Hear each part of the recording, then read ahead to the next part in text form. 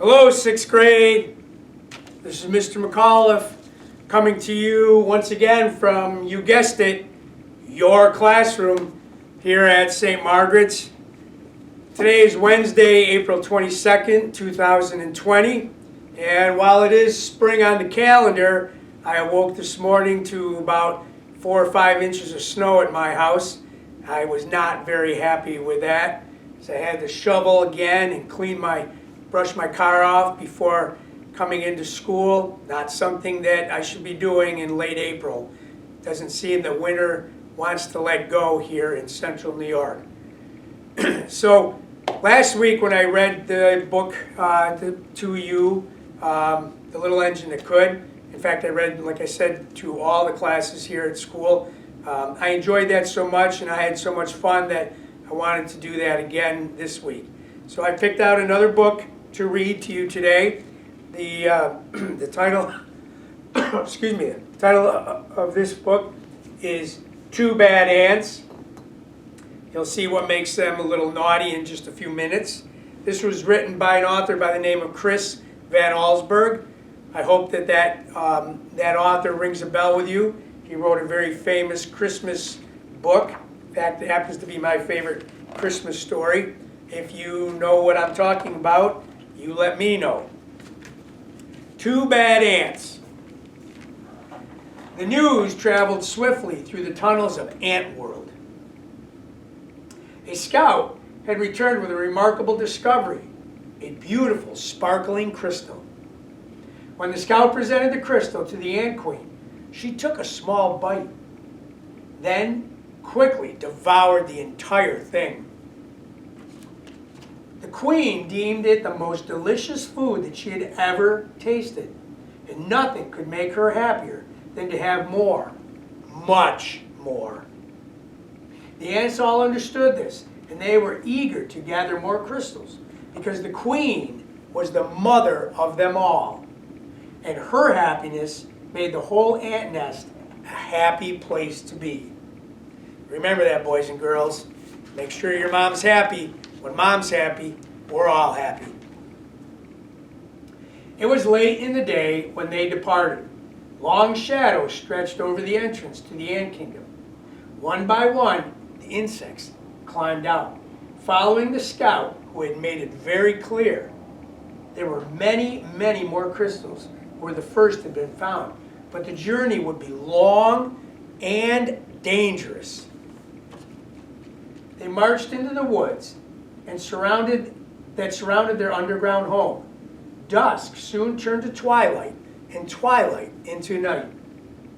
The path they followed twisted and turned, every bend leading them deeper and deeper into the dark forest.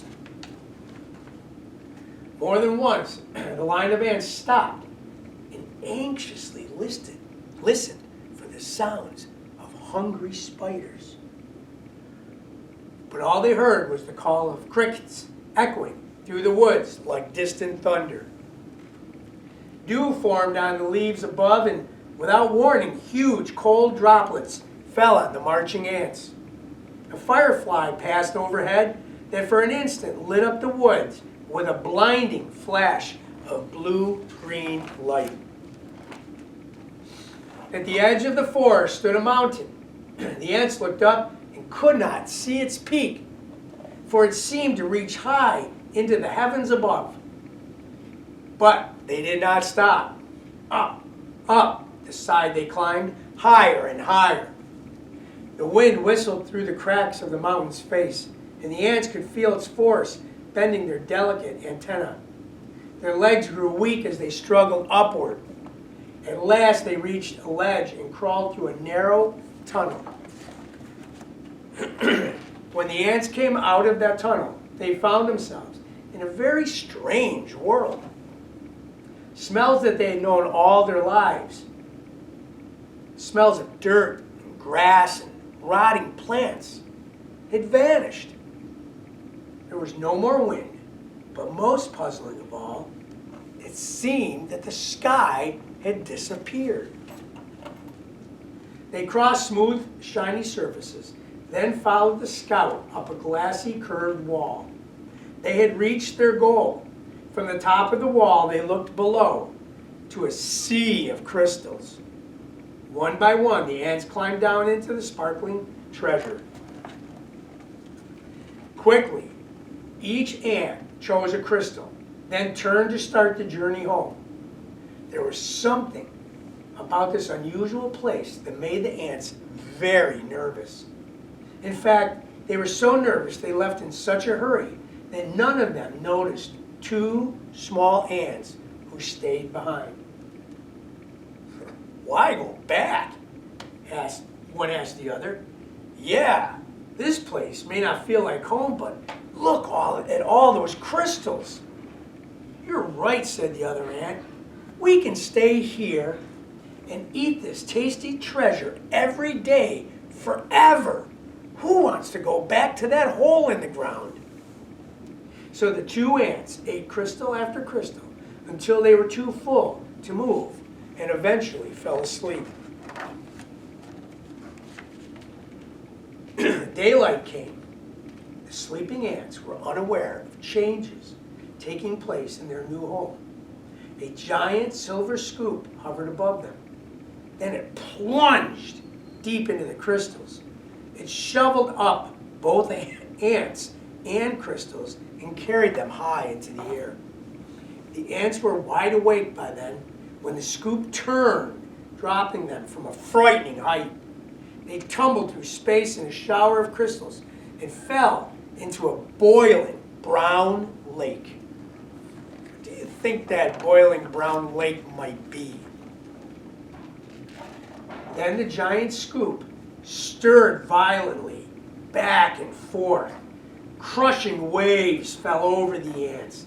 They pulled hard to keep their tiny heads above water, but the scoop kept spinning the hot, brown liquid. Around and around it went, creating a whirlpool that sucked the ants deeper and deeper into the brown liquid. They both held their breath and finally bobbed to the surface, gasping for air and spitting mouthfuls of the terrible, brown, bitter water. Then the lake tilted and began to empty into a cave. The ants could hear the rushing water and felt themselves pulled toward the pitch-black hole.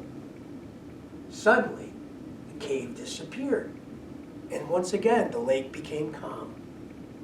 The ants quickly swam to the shore and found that the lake had very steep sides. They hurried down the walls that held back the lake.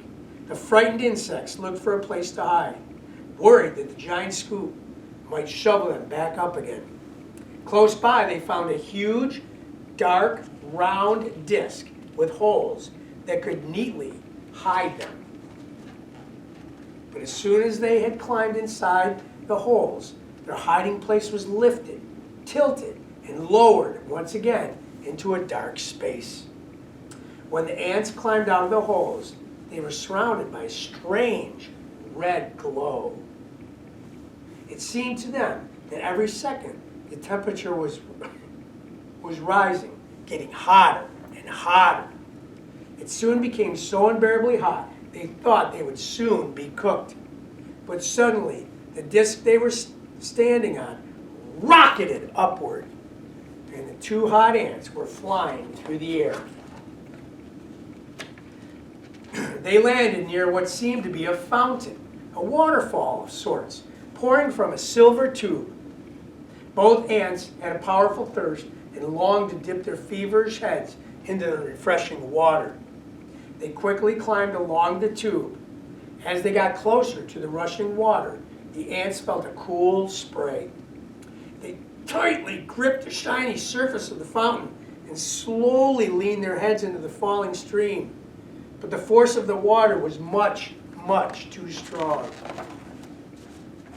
Soon the tiny insects were pulled off the fountain and plunged down into a wet, dark chamber. They landed on half-eaten fruit and other soggy things. Suddenly, the air was filled with loud, frightening sounds, and the chamber began to spin around and around. The ants were caught in a whirling storm of shredded food and stinging rain. Then, just as quickly as it had started, the noise and the spinning stopped. Bruised and battered, the ants climbed out of the chamber. In daylight, once again, they raced through puddles and up a smooth metal wall. In the distance, they saw something comforting. 2 long, narrow holes that reminded them of the warmth and the safety of their underground home. They climbed up into the dark openings. But there was no safety inside these holes. A strange force passed through the wet ants, and they were stunned senseless and blown out of the holes like bullets from a gun. When they landed, the tiny insects were too exhausted to go on. They crawled into a dark corner and once again fell asleep. Night had returned when the battered ants awoke to a familiar sound. The footsteps of their fellow insects returning once again for more crystals. The 2 ants slipped quietly to the end of the line. They climbed the glassy wall and once again stood among the crystal treasures. But this time, each one chose a single crystal and followed their friends back home. Standing at the edge of their anthole, the 2 ants listened to the joyful sounds that came from below. They knew how grateful their mother queen would be when they gave her their crystals. At that moment, the 2 ants felt happier than they had ever felt in their lives. This was their home. This was their family. This was where they were meant to be. The end. I hope you enjoyed that story about those 2 naughty little ants. A little message there, maybe about greed and selfishness, right? And that things aren't always better on the other side. Sometimes you hear the saying, the grass is always greener on the other side of the fence. But really, it's all about family and home. And that being said, I miss you guys. I miss our St. Margaret's family, and I miss us all being home here at St. Margaret's. I encourage you to please, please, please help your moms and dads or grandmas or grandpas or whomever is helping you with your schoolwork while we're out and we're not here in school. Please listen to them and do as they ask. And remember to be safe, be healthy, and be strong. Until next time, 6th grade, bye-bye.